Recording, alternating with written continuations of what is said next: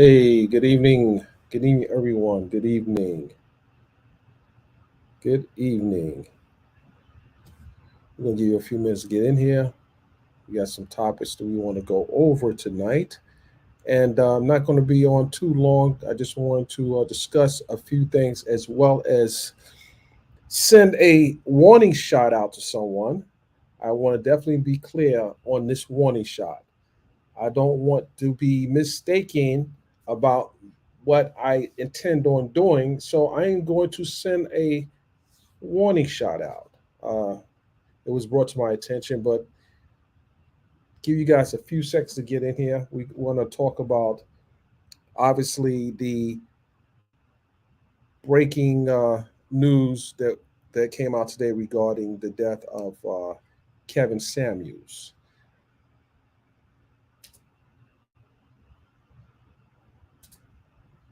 We want to do a sound check. We'll do a sound check. Give me a one if you can hear me, guys. Give me a one if you can hear me. If you can hear me, give me a one. Do a check in. We're doing roll calls. Who's there with me now? All right. Come on, let's go. Get in here. Get in here. I want to know how the sound is. What's going on, Terry? I see you. Fee. Phyllis Gibson, what's going on? Everyone checking in. I love it. I love it. Check in. Let's go. Let's go. Let's go, everybody. Let's get in here. Let's get in here. Yeah, before I fire my warning shot, I want to wish everyone a great evening, and I appreciate you joining me tonight. I've been working on some stories. I have a big piece I'm working on, a case that took place in a murder case that took place in Georgia 10 years ago. I covered the case. It is a case that someone was sentenced, but apparently the video that I shot 10 years ago might be the evidence that is needed to free the person. Unbeknownst to me, the my video ended up in a court filing a couple of weeks ago, and that same video might be the evidence that is needed to get the person's sentence overturned. And I'm not going to go into much details just yet because I want to be able to pull the content because they obviously put it in their court filing, and they're trying to get the judge's sentence reversed. And I think that they may have good grounds. And it was a case involving the death of rapper Slim Duncan. And in that case, there was a young man by the name of Vincent Hardiman who was charged with felony murder, aggravated assault, as well as possession of a firearm in the commission of a crime. The story, if you do your Google search, the story centered around a incident that occurred in an Atlanta music studio, and the headlines initially was that the rapper got killed over a piece of candy. Well, it wasn't exactly that. It started with a candy, but it wasn't. That wasn't the reason why this young man was shot and killed in the studio. Essentially, what occurred was that there was a video shoot where some high profile people were going to be there. Gucci Man was one of them. This was a protege of the person that died was a protege of Waka Flocka, and his name was Slim Duncan. I don't know how many people remember that case, but it was a very high profile case in which I covered it. I covered it with cameras in the courtroom. I was able to do a gavel to gavel coverage where I was able to see the evidence. I was able to see the presentation of visual evidence as well as testimony. And it was a case that people thought it was just unheard of someone getting killed over a piece of candy. But what essentially happened was that the young man, the deceased, Mr. Hamilton, uh, went and removed candy from a place where they sell candy at the studio. It was like this little hustle they were doing to make extra money in the studio. Apparently, from the police report and the testimony that came out of court, Mr. Hamilton removed candy from this wherever they had the candy at in the studio and didn't pay for it. So when Mr. Hardiman told him that he had to pay for it because this was for sale, um, from the reports, Mr. Hamilton, the deceased Slim Duncan, didn't want to pay for the candy, and for whatever reason, a fight ensued. Mr. Hamilton apparently struck the proprietor of the studio, who was Mr. Hardiman, and as a result, uh, Mr. Hamilton got the best of Mr. Hardiman, and a gun was produced. And Mr. Hardiman warned Mr. Hamilton that if he came making more steps to him, he was going to shoot him. Well, Mr. Hamilton made steps towards him, and he shot him. And as a result, he died. So this became a case where testimonies was being provided by a lot of people that were a part of the Atlanta hip hop community, but also people that were very closely connected to Waka Flocka as well as Gucci Man. So what happened next was the gun was apparently in the studio, from according to the story, and Mr. Hamilton. I guess he didn't believe the gun. According to the testimony, he didn't believe the gun. I don't know if he believed the gun was real, but he made motions to Mr. Hardiman, and as a result, Mr. Hardiman killed him. So the case went to trial. The jury came back with a not guilty on felony murder, and the felony murder was a very important charge. It was felony murder, aggravated assault, in possession of a firearm, you know, in the commission of a crime. Well, the jury said that he was justified in the killing of Mr. Hamilton. You know, his defense was self-defense, and as a result, he was acquitted on the felony murder, but the jury convicted him on the aggravated assault and the gun. So here's where it gets really murky. The jurors, for whatever reason, thought that it was like an inconsistent verdict. Because if you were justified in the murder, how then are you now being convicted of aggravated assault? It should have been uh, a murder. If it's acquitted on murder, it shouldn't have been an aggravated assault. If there was a self defense, so now 10 years later,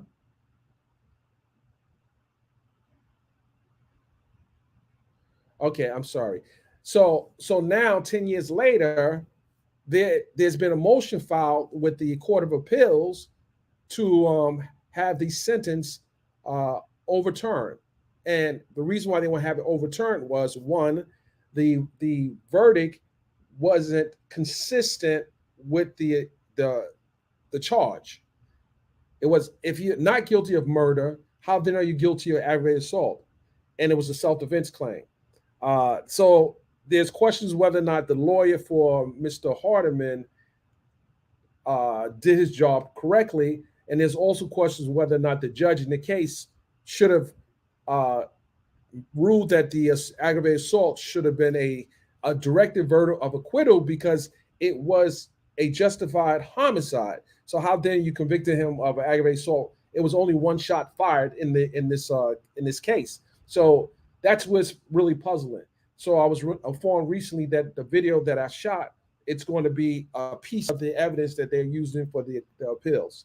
And the video, I'm going to share the video tomorrow, or you can find it on in my channel. But I'm going to actually I can bring it up.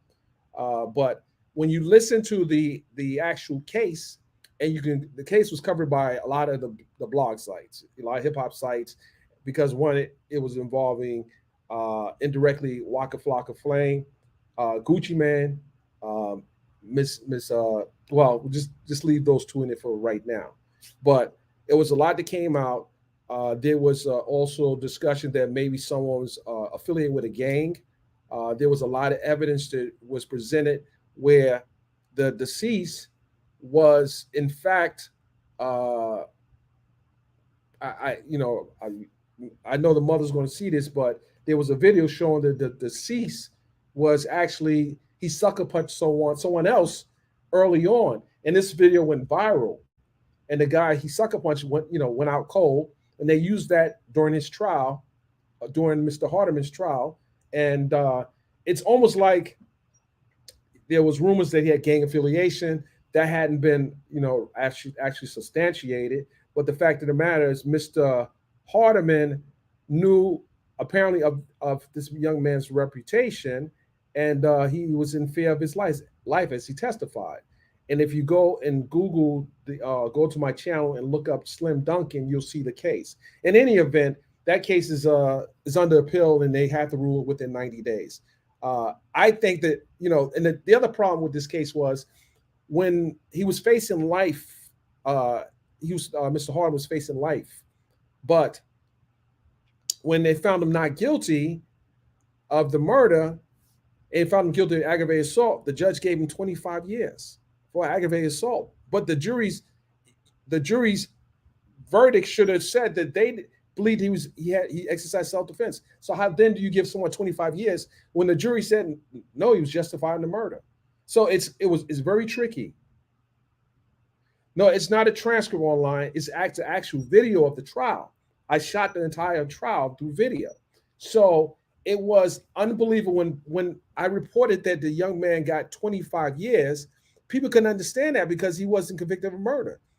And the judge in this case, and I've covered a lot of his cases, this one I think he might have got wrong, just because you cannot say someone is justified in self-defense and killing someone else, and then say the same person, you want to keep him in jail for 25 years because of aggravated assault. Well, the verdict is inconsistent. The sentence is inconsistent with the jury's decision. So now they brought it under appeal, and they got one of the top attorneys in Georgia that is actually fighting for this guy's freedom. Now, he did 10 years already, and I think he has another 5 years. He had 10 years he got a reduction in the 25 years to 10 years, and he had a 5-year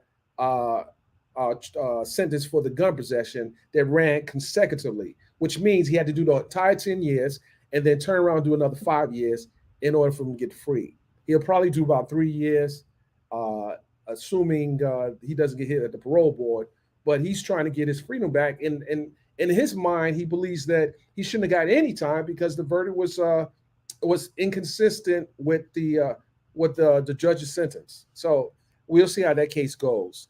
Anyway, let's see who's checking in real quickly. Terry Key, what's going on? So listen, here's what else is a problem. What I thought was interesting. First of all, and this is where it gets tricky. The prosecutor in that case was the same prosecutor that prosecuted the case in the death of Ahmaud Arbery, Linda Donakowski. Now, she right now is, she's considered, superwoman because she got these 3 racists convicted of killing Ahmaud Arbery. Now, in that particular case, she was very aggressive and she got a conviction. Now, the question being, will the appellate court look at this case and say that there was an error by the judge? Was there error by his lawyer? Or was there error by the prosecution? Who knows? But I think that this case is something that we should really look at. And I think the judge, just give him 25 years. I thought that was kind of interesting because he didn't have any criminal history. Well, actually, he did have something, but it was a probation situation. But we'll see what the outcome of that case is. Now, also, I want to talk about the medical examiner's report that came back today in the untimely death of Kevin Samuels. For those who don't know, the medical examiner's report revealed that Kevin Samuels died of hypertension. In addition, he was taking some kind of medicine for hypertension. So there's been a lot of talk whether or not his death was a result of foul play. And I didn't believe it was foul play, but I didn't know. They had to do the autopsy.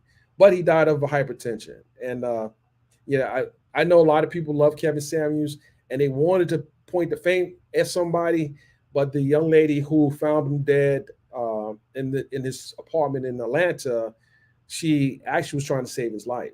So yeah, he died of hypertension, and uh, and I think his one of his friends, an attorney by the name of Dennis Sperling, did speak that Kevin had some health issues, and those health issues obviously was hypertension. He was taking medicine for it.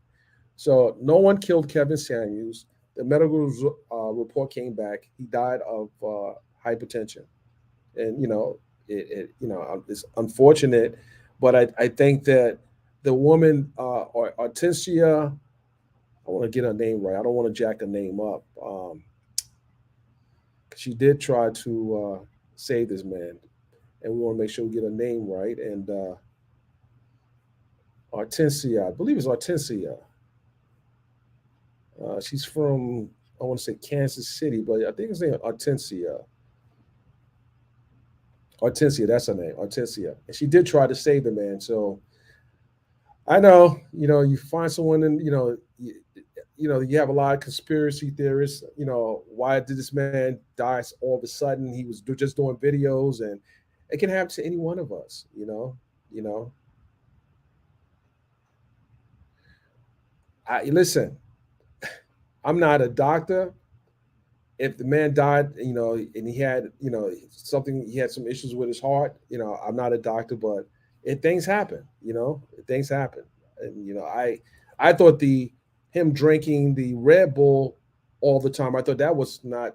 It was a it's a recipe for something bad to happen. I drink green tea with no sugar. How about that? But yeah, that's we know that he didn't die, by foul play. So I know people are still going to ignore the fact that there was an autopsy, but that's what it was. All right, now here we go. I'm scrolling through my timeline, and I see that there's a baseball player that who decided that he wanted to attack Britney Griner, so to speak. And I'm going to tell you the baseball player's name, and I think that if we're trying to get her out of Russia, the last thing we need is this type of rhetoric being spewed online. And I think that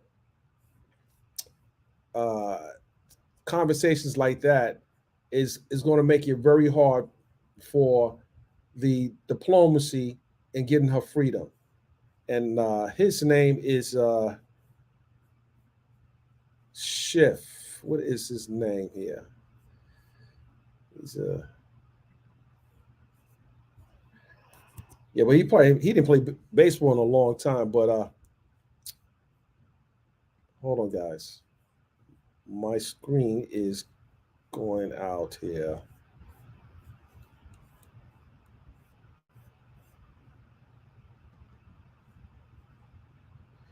So his name is Kurt Schilling, and he's a former baseball player. And he basically said, that uh, Brittany Griner should pay the penalty of her crime. Now, what he doesn't understand is that one, Brittany Griner testified and she admitted to her guilt. She testified that she did not know that the pen was in her bag. And she also testified that it was a prescription given by a doctor. Now, why is this guy going so hard against Brittany Griner? She should pay the penalty. I mean, this is an American saying that another American who happens to have been in Russia should pay the penalty.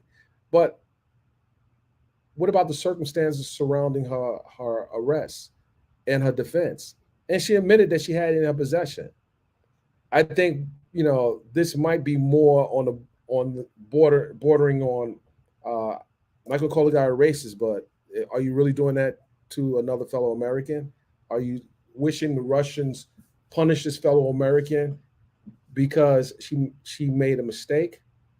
And then her Russian teammates also came out in favor and talking, giving some good positive words to the court. So why is this American actually saying these awful things about Brittany Griner? It makes you wonder. It makes you really wonder. It makes you really wonder. All right, guys. Lastly, I'm firing shots tonight. I'm firing a shot tonight. So your guys, you might want to let her know, or him or whoever owns that platform, that we're going to put a strike on her page. We'll put a strike on her page. I did a live. My last live I did. This individual, this Empress Radio, put most of my live on her channel, and my live is in my membership section. And it's unless you're a member, that's the only way you can see the live. But she took the entire live and put it on her page. She actually put my entire live on her page. This is what I'm talking about. If I do the work, you don't take my entire live and put it on your platform. Like, what do we do that at? This is more black on black crime. Not crime, so one stealing from someone else. It's not a crime, but you just can't do that. So Empress Radio, I ask you humbly to remove that video because we're going to flag your page.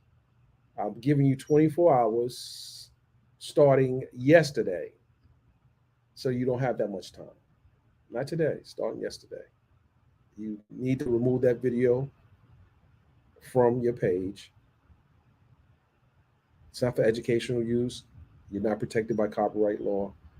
You're infringing on my work, and I would ask you to do that kindly.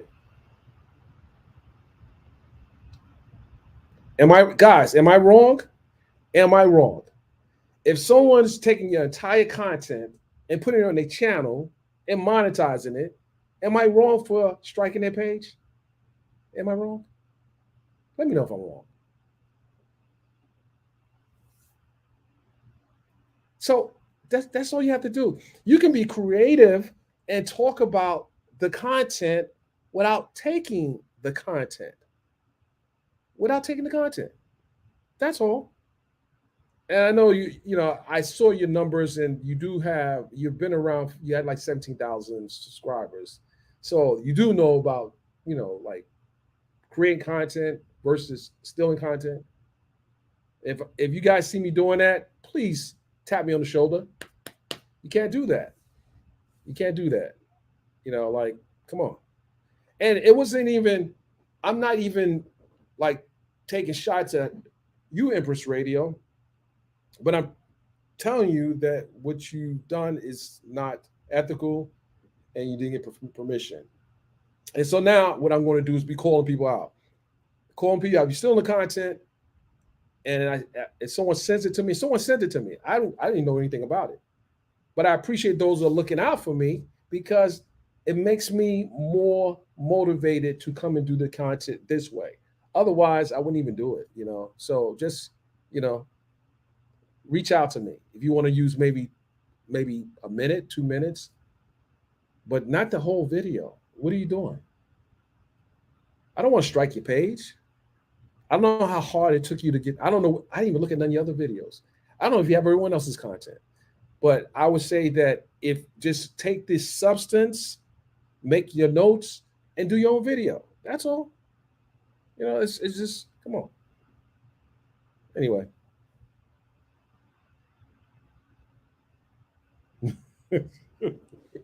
Listen, I'm gonna talk a brief about and I can't say too much about the situation with the blogger lady. I can't say too much. But I would just say that I don't post people's addresses. I don't post people's addresses. Um, I'm That's not what I do. I'm not criticizing anyone for them doing it, but if it's on a public platform like Zillow, it's there on public for people to see it. Now, it was obvious a way people were able to make the connection. I don't know if it's invasion of privacy. I don't know if it's. I just think that it's a story, and as a matter of fact, there are many stories that have been posted on TMZ where people's homes are up for sale. In this instance, it's a video when Amar Wiggins posted the photos. It's not like it's a private video. I don't know if her or whoever making a privacy claim will hold up because this she is a public figure now, and anything as it relates to the, like published, she's renting a home or the home's been transferred to the husband, that might be a problem, by the way. But I'm not going to talk about that now. But I would just say that if it's public information, uh, then how is it then invasion of privacy? I don't know. I own a few Airbnb properties, and unless you know how to find the properties, I don't have a problem with it because the whole point is for people to know about. Now, you might get people that will do something, like stupid, like contact you, make you know bogus requests to see the property. I don't know. There are people that that went literally to celebrity homes and climbed the gate just to see who the celebrity is. So I don't know. I'm also told that that person might fled the state of Georgia. I don't know how true that is, but when you have a federal case, it doesn't really matter. The federal case follows you around the country. So I don't know what the strategy with that is, but I also believe that the judge also said you can't move assets. So I don't know. I'm not trying. I'm not here to talk about that. Anyway, uh, let's see here. I would just say that no one should be doxing anyone. No one should be doxing anyone, even if you know what her new address is. You should never dox someone online. You know, you can send an email to tips@hiphopinquirer.com if you want to share that information. I mean, but don't dox them. I won't dox them, so don't dox them. Let's do this. You know, let's do this with some professionalism. Anyway, any questions, guys? I, I'm actually going to dinner. I wanted to be on for like the 20 minutes, but those people who are watching, go ahead and tell Empress Radio to take the video down because I'm not going to tell her other than, because I made a public announcement. You must take my content off your site. If you want to use a piece to tell a story, you can't use the whole thing. Come on. I can't have 80% of your video. Like, where do they do that at?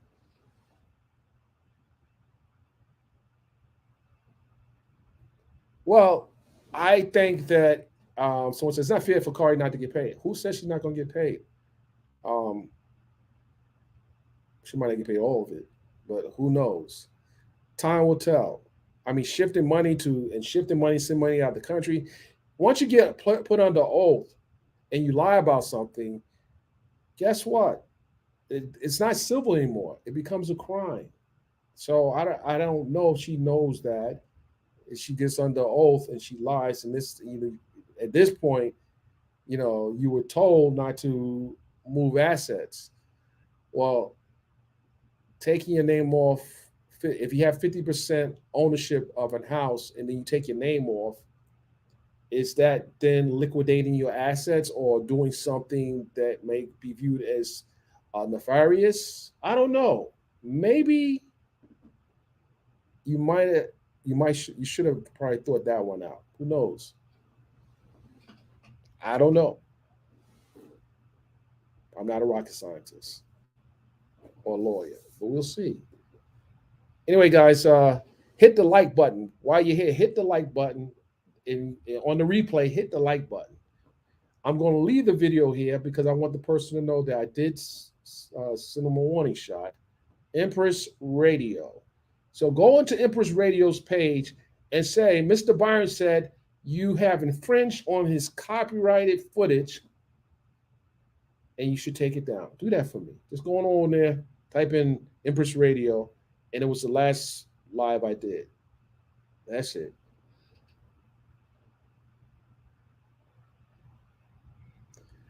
Someone asked, did I know anything about the Tim Norman case? Well, I interviewed Tim Norman a couple of years ago, and that's Welcome Sweetie Pie's nephew. I interviewed Tim Norman a couple of years ago, and we spoke about he had a hit rap name. What was his name? I gotta look it up. But Tim Norman was the uh, young man charged with killing, plotting the murder of his I want to say his nephew, and he was recently uh, convicted of the murder, and I believe it's a federal crime because I don't know if it's federal. It might be federal because I think someone came from out of state, but we'll look at that. It was definitely a according to others that were involved in it, he hired someone else to kill his nephew. Crazy. Let's see else. What else we got here? Terry Key, what's up, Terry Key? What's going on?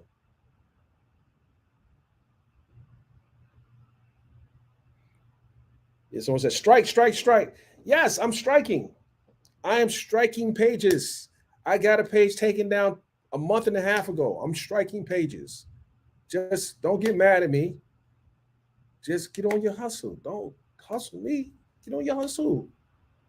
Just like Lovely T does her videos and Nixon Knight and the lead attorney, they do their videos.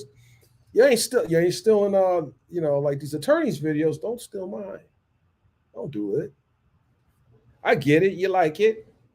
Well, send people to my channel. Don't keep some on your channel.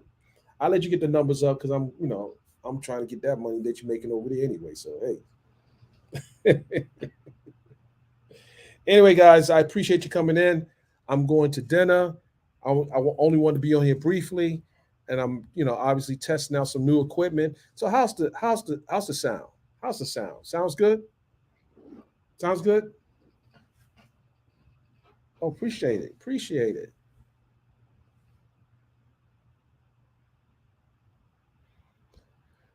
I ain't talking about nobody's cries, fake cries, lack thereof cries. That stuff don't move me much. Don't move me much. It doesn't. But shout out to New York. Shit.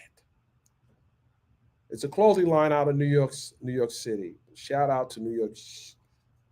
Uh, you might have seen Cardi with the same. I think Cardi had the hat on. I mean, she had the shirt on, but she has the hat, shirt, and all that stuff. We gifted her with some cool stuff. Uh, Maybe she'll put it on. She's from New York. She on a New York shit. I'm on my New York shit tonight. Yeah. Anyway, guys, I appreciate you coming in. Just wanted to do this briefly. We are actually doing some modifications here at the studio, and we'll be back. Give yourself a round of applause. He leaves the room.